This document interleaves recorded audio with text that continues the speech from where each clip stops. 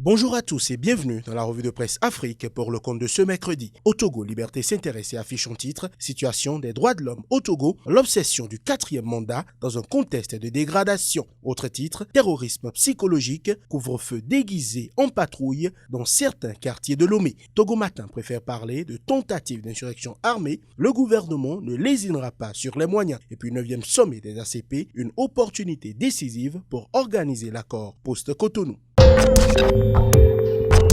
Des nouvelles du Burkina Faso à présent où il est question de politique, de rapport à la France mais aussi de santé. Le pays s'intéresse à la majorité et titre « Dieudonné Sorgho, député MPP, je ne suis pas sûr que ceux qui accusent le MPP d'être en campagne n'en font pas autant ». Autre titre avec le même journal, Maître Benewende Sankara, président de l'UNIRPS, oui, il faut clarifier notre collaboration avec la France. Sidoya alerte en titre « Boisson locale, du poison dans nos Zoom-Koum, Bissap ». Autre titre avec la même parution, 11 décembre 2019, honneur présidentiel à Tenkodogo.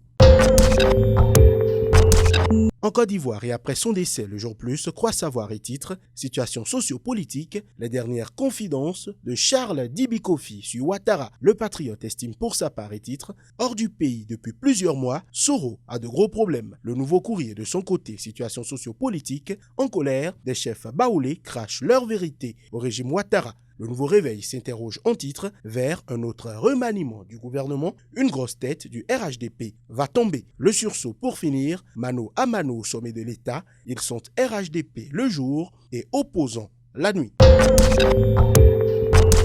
Au Sénégal, enquête pense et titre « Nouvelle gouvernance du chef de l'État, la politique du sabre ». Sud Quotidien pense par contre et titre « Dialogue politique, travaux du comité technique de suivi de l'audit du fichier et de l'évaluation du processus électoral, le temps du consensus ». L'AS consacre un dossier aux réfugiés, fraude, difficile accès aux documents administratifs, sentiment d'abandon, le supplice des réfugiés mauritaniens. Walf Quotidien parle liberté publique, hausse du prix de l'électricité, crise dans le secteur de l'eau, la montée des périls.